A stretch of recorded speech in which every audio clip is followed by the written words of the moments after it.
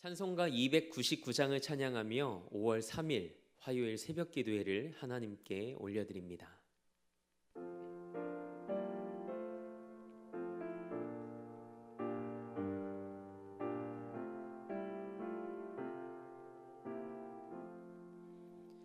하나님 사랑은 온전한 참사랑 내 맘에 부어 주시사 충만케 하소서. 내 주님 참사랑 햇빛과 같으니 그 사랑 내게 비추사 뜨겁게 하소서. 그 사랑 앞에는 풍파도 그치며 어두운 밤도 환하니 그 힘이 크도다.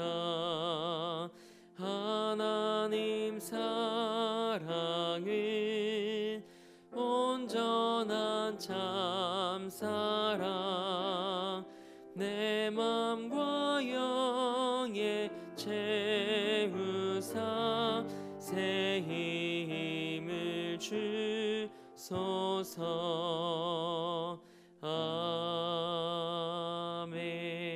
아멘. 사도신경으로 우리의 신앙을 고백합니다. 나는 전능하신 아버지 하나님, 천지의 창조주를 믿습니다. 나는 그의 유일하신 아들, 우리 주 예수 그리스도를 믿습니다. 그는 성령으로 잉태되어 동정녀 마리에게서 나으시고 본디오 빌라도에게 고난을 받아 십자가에 못 박혀 죽으시고 장사된 지 사흘 만에 죽은 자 가운데서 다시 살아나셨으며 하늘에 오르시어 전능하신 아버지 하나님 우편에 앉아 계시다가 거기로부터 살아있는 자와 죽은 자를 심판하러 오십니다. 나는 성령을 믿으며 거룩한 공교회와 성도의 교제와 죄를 용서받는 것과 몸의 부활과 영생을 믿습니다. 아멘. 찬송 309장 우리 한 장도 하나님 앞에 힘차게 박수하며 찬양으로 영광 올려드리겠습니다.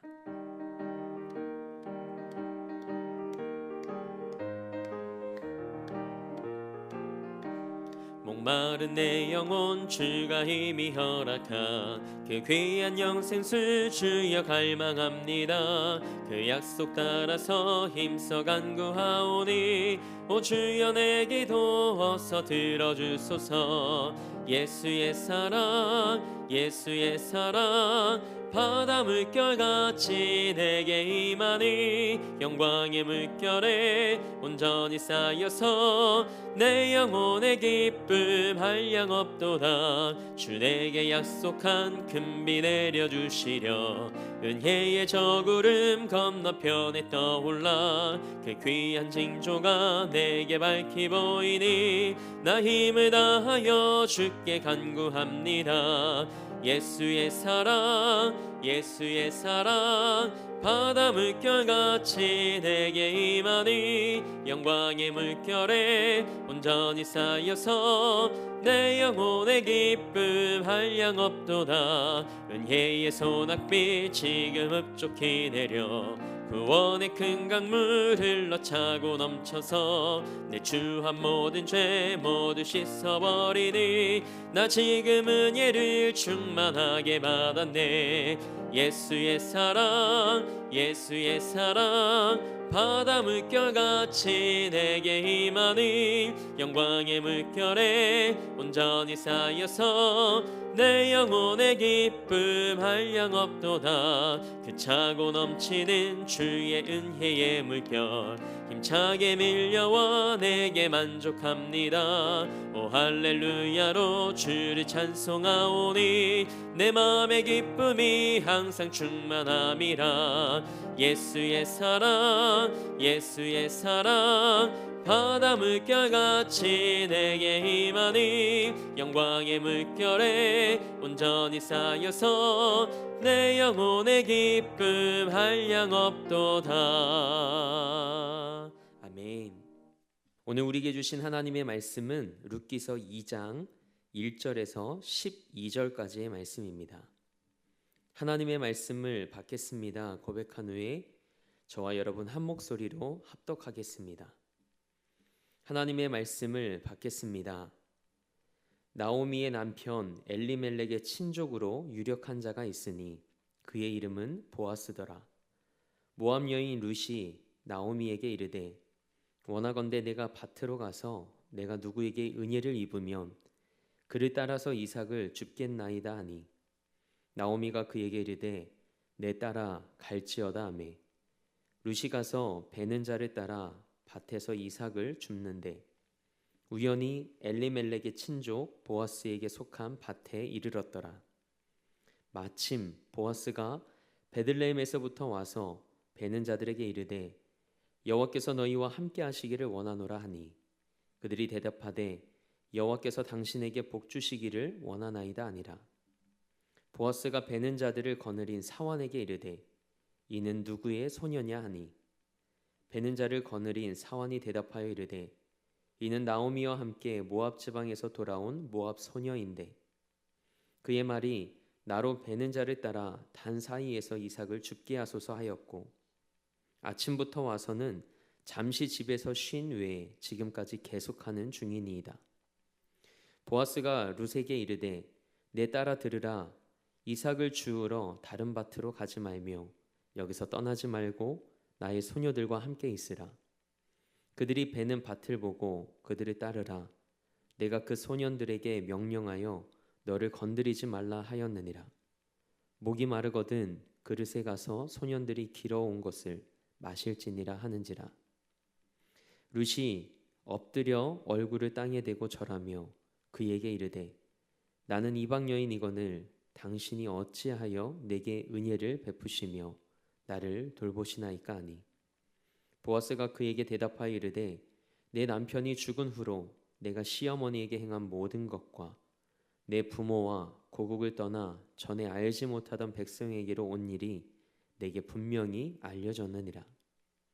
여호와께서 내가 행한 일에 보답하시기를 원하며 이스라엘의 하나님 여호와께서 그의 날개 아래에 보호를 받으러 온 내게 온전한 상 주시기를 원하노라 하는지라. 아멘. 하나님의 말씀으로 새로운 하루를 시작하는 사랑하는 성도님들의 삶에 하나님의 은혜가 가득 임하길 주님의 이름으로 축복합니다. 오늘은 하나님의 완벽한 섭리라는 말씀의 제목으로 하나님의 말씀 함께 나누고자 합니다. 우리 삶에서 하나님이 일하시는 방법 중 하나가 만남입니다. 어떤 만남은 우리를 복된 삶으로 이끌기도 하고 어떤 만남은 우리의 삶을 파멸로 몰아가기도 합니다. 이처럼 만남은 우리 삶에서 특별하고 중요합니다. 여러분과 저와의 만남이 복된 만남이 되길 소망합니다. 저는 여러분과 우리 대림교회를 만난 것이 행복하고 기쁩니다. 그렇게 보이시죠? 저는 소망합니다. 여러분과 예수 그리스도와의 만남이 또 여러분과 우리 대림교회의 만남이 인생 최고의 기쁨이 되길 원합니다. 오늘 본문 말씀을 통해 우리는 가슴 설레는 만남의 이야기를 마주하게 됩니다. 모든 것을 잃고 모압을 떠나 텅 빈 마음으로 베들레헴으로 돌아온 나오미와 룻은 새로운 삶을 시작합니다. 이 나오미와 룻에게 가장 시급한 문제가 뭐였을까요? 살아가는 것이었습니다. 경제적인 문제를 해결하기 위해 모압으로 갔지만 그 문제가 해결되지 않았습니다. 오히려 아픔과 상처만 남았습니다. 그러던 중에 하나님께서 그분의 백성들을 돌보시며 양식을 주셨다는 말을 듣고 다시 베들레헴으로 돌아온 겁니다. 그런데 돌아온 그때가 보리를 추수하기 시작하는 때였습니다. 룻이 나오미에게 말합니다. 어머니, 제가 가서 이삭이라도 주워올게요. 그런데 룻이 이 말 앞에 한마디를 덧붙입니다. 내가 누군가에게 은혜를 입으면. 하나님께서 이스라엘 백성 중에 소외되고 연약한 자들을 보호하시기 위해 하신 말씀이 있습니다. 레위기 19장 9절 말씀입니다. 고아와 과부와 나그네와 또 이방인들을 위해 곡식을 거둘 때에는 밤 모퉁이까지 거두지 말라는 말씀입니다. 떨어진 이삭도 줍지 말라고 말씀하시죠. 이삭을 남겨 연약하고 소외된 자들이 이삭을 주울 수 있도록 제도적인 장치를 마련하신 겁니다. 하나님의 배려입니다. 우리 하나님 참 멋지시죠? 그래서 룻은 누군가의 호의를 받으면 좋겠다는 마음으로 발걸음을 옮깁니다. 곡식을 베는 사람을 따라 밭에서 이삭을 줍는데 3절 말씀을 보니 우연히 어딘가에 이르게 되었다고 기록하고 있습니다. 엘리멜렉의 친족 보아스의 밭에 이르게 된 것이죠. 하나님께서 보아스의 밭으로 인도하신 겁니다. 그런데 이게 정말 우연이었을까요? 아닙니다. 하나님의 완벽한 섭리였습니다. 여러분의 삶에는 우연이 존재합니까? 아니면 하나님의 섭리만이 존재합니까? 우리 그리스도인들에게는 우연은 없고 하나님께서 준비하신 완벽한 섭리만이 존재하는 줄 믿습니다. 하나님이 개입하신 특별한 은혜의 시작이었습니다. 그런데 4절 말씀을 보니 마침 누가 그곳에 오나요? 보아스가 옵니다. 마침내 룻과 보아스가 만나게 됩니다. 드라마틱하죠. 하나님이 쓰신 완벽한 구원의 멜로 드라마입니다. 우리는 살아가면서 이 마침의 은혜를 경험하곤 합니다. 무언가 하려고 하는데 그때 마침 누군가를 만납니다. 그때 마침 어떤 일이 일어납니다. 하나님의 섭리이자 하나님의 개입하심이죠. 요한복음 6장에 기록된 오병이어의 기적은 마침이라는 단어로 시작을 합니다. 예수님께서 십자가를 지셨을 때에도 마침 알렉산더와 루포의 아버지였던 구레네 사람 시몬이 지나가다가 예수님의 십자가를 함께 지는 영광을 누리게 됩니다. 며칠 전 새벽에 함께 묵상했던 요나서에도 이 요나가 불순종하여 다시스로 가던 배에서 던져졌는데 마침 하나님께서 예비하신 큰 물고기가 요나를 삼키게 되죠. 마침은 하나님께서 일하시는 때입니다. 저는 우리 성도님들의 삶 속에 이 마침의 은혜가 임하길 축복합니다. 여러분이 기도하며 무엇인가를 계획하고 진행할 때 하나님께서 마침 누군가를 만나게 하시고 마침 하나님께서 상황과 환경을 열어주시길 축복합니다. 그렇게 여러분의 삶에서 하나님의 완벽한 섭리와 도우시는 손길을 경험하게 되기를 기도합니다. 룻과 보아스의 만남은 하나님의 완벽한 연출이자 섭리였습니다. 그렇다면 보아스는 어떤 사람이었을까요? 본문 1절 말씀에 보아스가 어떤 사람인지 이렇게 설명합니다. 먼저는 엘리멜렉의 친족이었답니다. 그리고 유력한 자라고 기록되어 있습니다. 유력하다는 것은 한마디로 능력 있고 힘이 있다는 의미입니다. 그러니 룻과 보아스의 만남은 어떻게 보면 전혀 어울리지 않는 만남처럼 보입니다. 가난하고 초라했던 여인 룻, 시어머니를 따라왔지만 그 사회에서 이방인이었던 여인, 하루 한 끼를 위해 떨어진 이삭을 주울 수밖에 없었던 사람, 소망도 기대할 만한 내일도 없었던 사람, 이것이 룻을 수식하는 말이었습니다. 그런 룻에게 상상조차 하지 못했던 하나님의 은혜가 임합니다. 룻을 본 보아스가 곡식 빼는 자들을 거느린 사원에게 묻습니다. 이는 누구의 소녀냐? 이 말은 이 여인이 어떤 남자에게 속한 사람이냐, 어떤 사람과 결혼한 여인이냐라고 묻는 말입니다. 그러자 사원이 룻에 대해 장황하게 이야기합니다. TMI였죠. 그만큼 룻에 대해 칭찬할 것이 많았던 겁니다. 룻에 대한 사원의 설명이 6절에서 7절까지 이어집니다. 저 여인은 나오미와 함께 며칠 전에 모압 지방에서 돌아온 모압 사람입니다. 곡식 빼는 자를 따라 단 사이에서 이삭을 줍게 해달라고 해서 허락했더니 아침부터 와서는 잠깐 집에 쉬더니 지금까지 온종일 이삭을 줍고 있는 사람입니다. 사원의 설명은 룻이 모압 땅에서 하나님을 섬기기로 결단하고 시어머니 나오미와 함께 베들레헴에 온 여인이라는 뜻이었습니다. 그리고 나오미를 봉양하기 위해 최선을 다해 성실히 일하는 사람이라는 설명이었죠. 하나님은 믿음으로 자신이 가야 할 길을 묵묵히 걸어가는 사람에게 길을 열어주십니다. 룻이 이삭을 줍기 시작했을 때 은혜를 구하던 룻에게 하나님께서는 길을 열어주시고 은혜의 손길을 내미셨습니다. 룻이 움직인 그곳에서 하나님이 준비하신 유력한 자인 보아스를 만나게 하십니다. 예수님이 말씀하셨습니다. 구하라, 찾으라, 두드리라. 기도하고 가만히 앉아 있는 것이 아니죠. 하나님의 뜻을 찾으며 두드릴 때 하나님께서 주시고 찾게 하시고 열어주시겠다고 약속하셨습니다. 하나님은 우리 삶의 여정 가운데 우리가 붙잡을 수 있는 가능성들을 삶의 곳곳에 두셨습니다. 그 가능성들이 어떻게 실현될지는 우리가 알 수 없습니다. 하지만 그 가능성들이 성취된 후에 우리는 그것이 우리를 향한 하나님의 은혜였음을 깨닫게 됩니다. 요셉의 삶이 그랬습니다. 요셉은 형들에 의해 애굽에 팔려갔고 강간 미수범으로 몰려 억울하게 감옥 생활도 합니다. 그러나 성실하고 진실하게 일했을 때 그 시간들이 켜켜이 쌓여서 하나님께서 그를 애굽의 총리가 되게 하십니다. 그냥 되는 것은 없습니다. 하나님이 다 지켜보고 계십니다.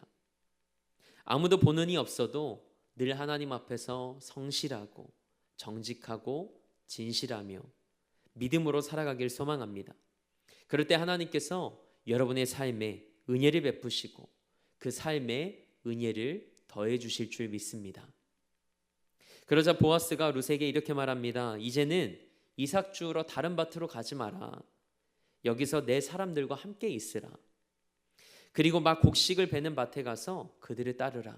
그러면 이삭을 줍기가 훨씬 수월할 거야.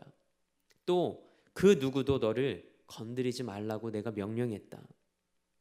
목이 마르거든 물이 있는 그릇에 가서 내 사람들이 길러온 그 물을 함께 마셔라.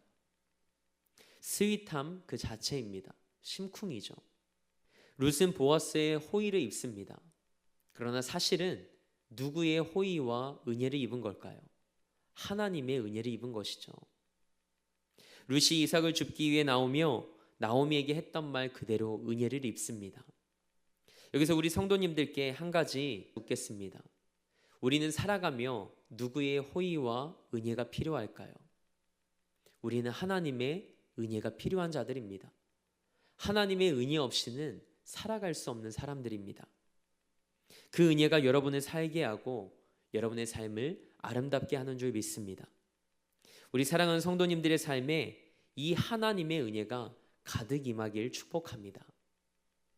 룻은 알았습니다. 자신은 은혜와 호의를 입을 자격이 없다는 것을 말이죠.